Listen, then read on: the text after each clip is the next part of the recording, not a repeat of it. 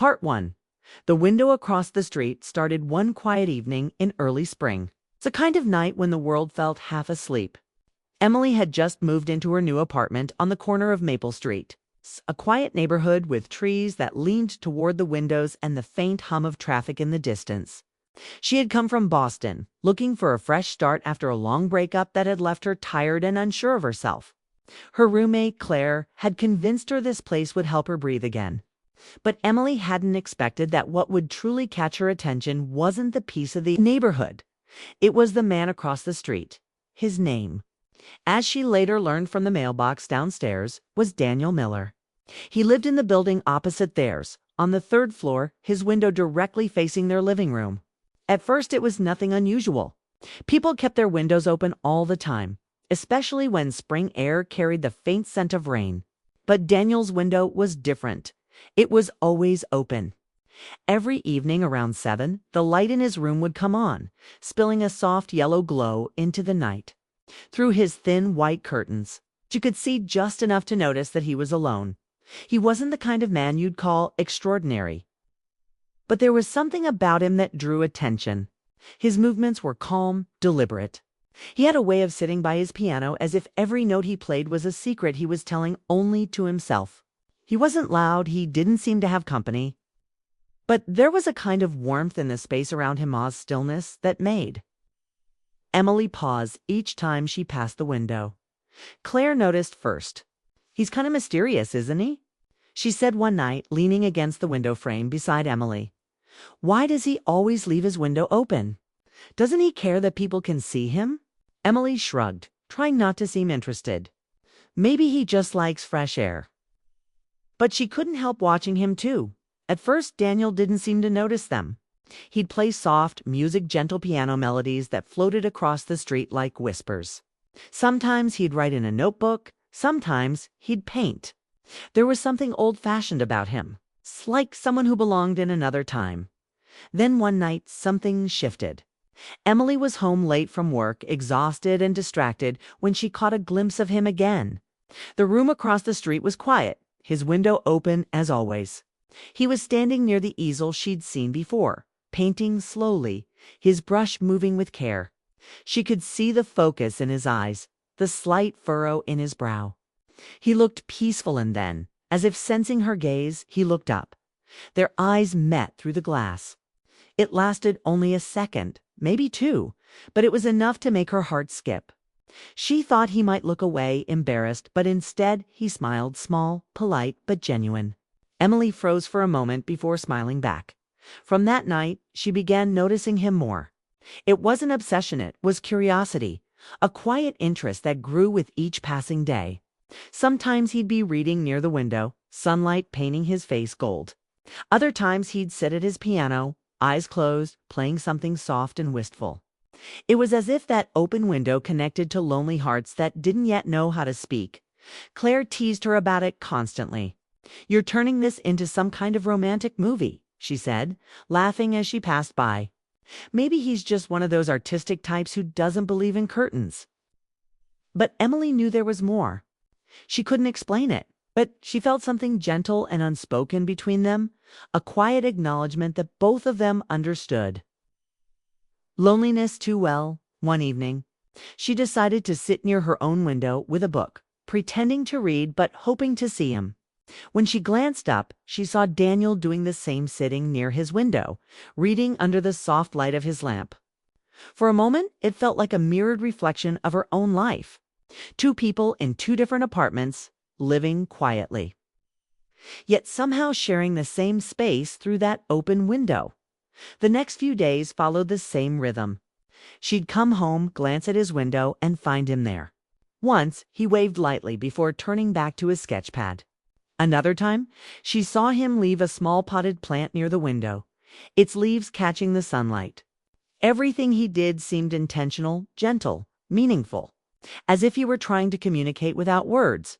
One rainy night, when thunder rolled and the city lights blurred behind mist, she saw him again, this time sitting at the piano, his face dimly lit. The melody he played was slow, emotional, and hauntingly beautiful. Emily sat by her window, listening through the rain, her heart caught in the music. It was the kind of sound that made memories rise, the kind that reminded her of what it meant to feel something again when the storm ended. She thought he might close the window. Instead, he stood up, looked across, and left it open wider than ever before. The curtains fluttered in the night air like an invitation that didn't need words. Claire peeked through the blinds. "He definitely knows you're watching," she whispered with a grin. Emily laughed softly but didn't deny it. There was something thrilling about the mystery. She didn't know him, didn't even know what his voice sounded like, but somehow she felt like she did. That weekend she saw him again in the morning light. He was painting, and for the first time she realized what was on his canvas: a window. Not his own, but hers. He was painting her window. She froze, unsure how to react. Part of her wanted to look away, pretend she hadn't noticed. But another part, a braver, curious part, wanted to stay and see what he would do next. She stood still, hands resting on the window frame, heart racing. Daniel noticed her, paused, and then smiled again. He didn't hide his painting or look embarrassed. He just nodded as if to say, "It's okay. You're part of the story now." That night, Emily couldn't sleep. She kept thinking about him, about the strange connection that had grown without a single word spoken. It wasn't love, not yet, but it was something real, something rare. A quiet kind of closeness that didn't need to be explained. When she closed her eyes, she could still see his window glowing softly across the street, open and waiting, like a secret only they shared. And deep down, she knew this was only the beginning. Part 2. The things he didn't say after that night when Emily realized Daniel had been painting her window. Something inside her shifted. The quiet curiosity she once felt had turned into something deeper, more personal. Every day she found herself glancing across the street, waiting for the soft glow from his room to appear. She didn't know why she cared so much, but somehow that window had become a bridge between them, a small, fragile connection that neither of them dared to break. Daniel continued his silent routine, but it began to feel more intentional. Some evenings, he'd play the piano with his curtains open wider than before. The melodies were gentle, filled with emotion. Emily didn't know what they meant, but they made her feel something she hadn't felt in a long time. Other nights, he'd sit at his desk sketching or painting. Sometimes he would pause and glance up at her window, not in a way that felt invasive, but like someone checking to see if a friend was still there. Emily would wave and he'd smile faintly before returning to his work. The exchange was small, but it felt real. More real than most of her conversations during the day. Claire had started noticing how much time Emily spent by that window. "You're obsessed," she joked one night while brushing her hair. "You've turned into one of those people who fall in love through glass." Emily laughed, but her heart beat a little faster. "It's not like that," she said softly.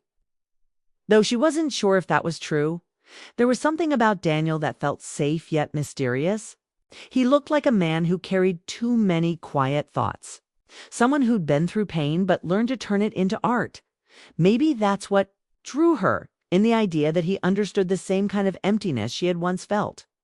A few days later, she came home to find something unexpected. There was a small note taped to her own window from the outside. Her apartment was on the second floor, so whoever left it must have gone through trouble to reach it. She opened the window and took the paper carefully. It was a short message, written in neat handwriting. "The music sounds better when you're there." Emily froze, her fingers trembling slightly. She knew it had to be Daniel. She looked across the street. His light was on, his curtains open, but he wasn't there. For the rest of the evening, she couldn't focus on anything else. The note wasn't romantic or forward. It was simple, kind, but full of meaning.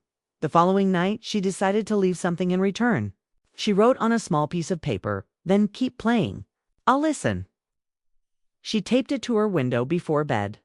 When she woke up the next morning, the note was gone. And that night, the piano music returned soft, hopeful, like an answer. That silent exchange became their way of talking. They never texted, never met face to face. Everything passed through that space between their windows, small notes, drawings, little gestures that built an invisible bond. He once left a sketch of a tree on her sill, signed with a single D. In return, she left a pressed flower from her walk to work. The next day, she saw it framed on his WINDOWSILL. It was strange. This connection built without words. But Emily didn't question it. It made her days brighter, her evenings warmer. For the first time in months, she felt alive again. But one night, things changed. It was late, the city outside quiet, when she looked across and saw Daniel sitting by his desk. His expression was different, tired, distant, almost sad. He wasn't painting or playing music. He was holding a framed photo, staring at it for a long time. Even from a distance, Emily could tell it meant something to him. Then, slowly, he set the frame down and rubbed his face with both hands, as if fighting emotions he didn't want to show. She wanted to comfort him, to do something, but the space between them felt too wide. All she could do was stand by her window, watching silently, hoping he would look up. And he did. Their eyes met again, his tired, hers filled with worry. He didn't smile this time. Instead, he nodded once, like someone saying, "Thank you for being there." Before closing his curtains for the first time in weeks, the next day, his window stayed closed. The light never came on. Emily waited all night, telling herself he was probably just busy, that he'd open it again soon. But then another night passed, and another days turned into a week. The silence grew heavy. The empty window across the street felt like a wound she couldn't explain. Claire noticed her mood change. Maybe he went out of town," she said gently. "You don't even know him. Don't overthink it." But Emily did know him in a way words couldn't describe. She knew how his music sounded when he was happy, how his brushstrokes softened when he was calm. She knew the stillness in his expression when he was lost in thought. He had become part of her days, part of her quiet moments. And now, that absence felt like something missing from her own heart. A few nights later, as she was coming home from work, she found something lying near her building's front steps, a small envelope with her name written neatly on the front. She looked around, but no one was there. Inside was a simple note, written in Daniel's familiar handwriting. "Some windows are open, not to be seen through. But to let someone in," she read it twice, unsure what he meant. Was it goodbye or a confession? The words felt heavy but beautiful, as if they carried both pain and hope at the same time. That night, she kept the note under her pillow. She couldn't sleep, her mind replaying every moment, the smiles, the small notes, the silent music drifting across the street. She realized how much those moments had mattered. In the quiet space between two windows, they had shared something more honest than most people ever did. Face-to-face. The next morning, she placed his note back on the window and wrote one of her own beneath it. "If you ever open your window again, I'll be here." And then she waited. Each evening she checked. Each night she hoped. But Daniel's window stayed dark still. She didn't remove her note. It remained their promise. A small reminder that some connections, even if they fade, still change the way you see the world. Weeks passed and life went on. But every time she looked across the street, she couldn't help remembering the quiet man with the open window, the music that carried between them, and the words he had left behind, words that reminded her that even the simplest connections could mean everything. What Emily didn't know was that Daniel's story wasn't over, and soon that window would open again. Part 3. When the curtains finally moved, 2 months passed, and Daniel's window stayed closed. The soft glow that used to light up Emily's evenings was gone. And so was the quiet music that had once drifted across the street. At first, she told herself he'd gone away, maybe to visit family, maybe on a trip. But as the weeks stretched on, it became harder to believe. The silence from that window felt heavier every night, like a chapter that had ended without warning. Emily tried to move on. She filled her time with work, dinners with Claire, and long walks through the park. But nothing filled the emptiness she felt when she looked across the street and saw only darkness. She missed his small gestures, the quiet exchanges that had meant so much. She missed the feeling of being seen without needing to explain herself. Sometimes she'd catch herself glancing up at his building. hoping for the faintest flicker of light, but there was nothing. Then one crisp autumn evening, something changed. Emily came home just as the sun was setting, the city painted gold and orange. She glanced across the street out of Hobbiton froze. Daniel's window was open. Not all the way, just slightly, as if testing the air. A small lamp glowed behind the glass, faint but unmistakable. Her heart jumped. After all this time, he was back.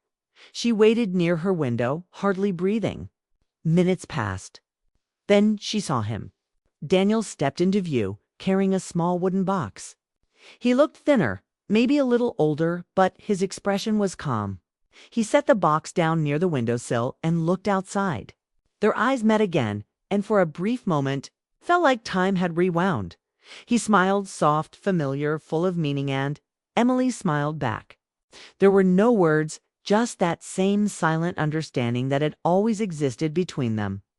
Then Daniel lifted something out of the box of canvas and carefully placed it on the windowsill. Facing her side, Emily leaned closer, her heart pounding. It was a painting, but not just any painting. It was her. He had painted her standing by her own window. The evening light falling gently across her face, her eyes turned toward his building. The background was soft and glowing, filled with quiet emotion. Beneath the painting, a small piece of paper was taped to the frame. She could barely read the words from her side, but she recognized his handwriting. "Thank you for seeing me."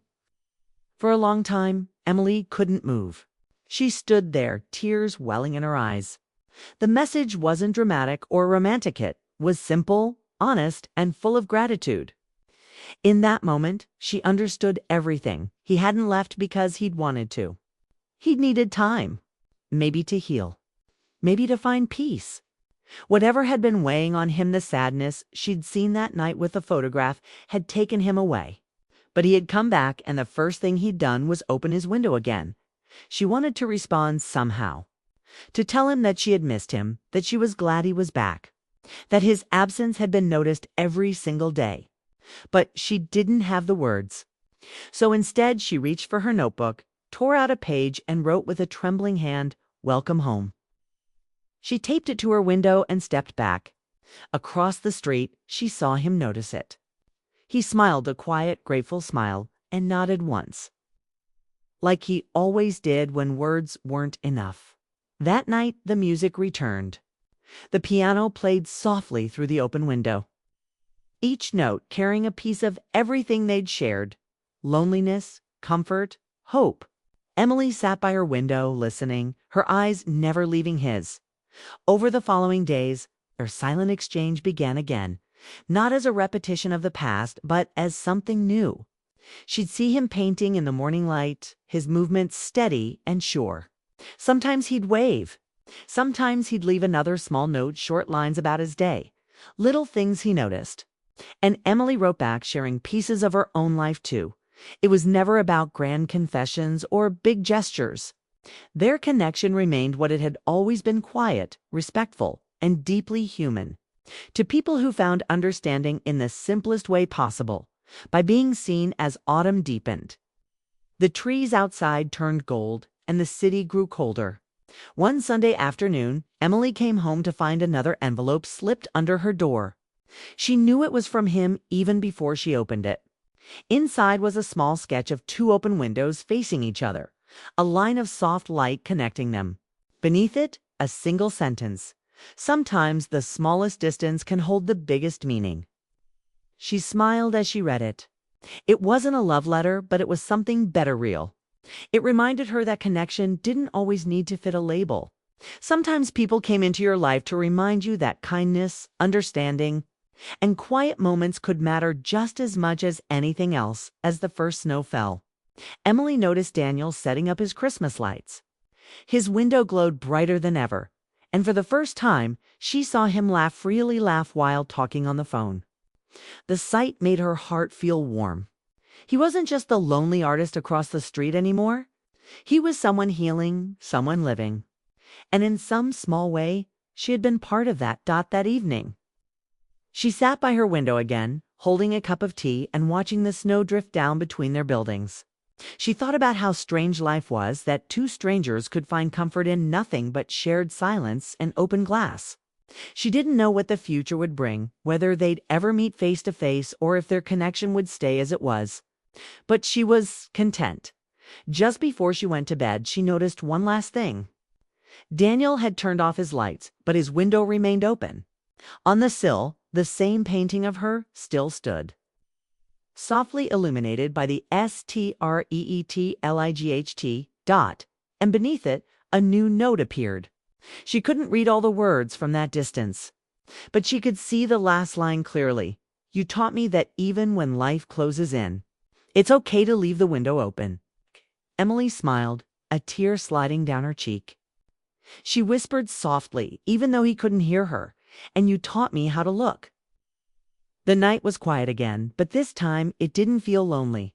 The open windows across the street weren't just glass and frames anymore. They were a reminder of everything simple and beautiful that could grow between two hearts that dared to see each other. And as snow continued to fall, Emily turned off her light and left her window open, just enough for the warm air of connection to pass through the cold night, carrying with it the quiet understanding that had always been theirs.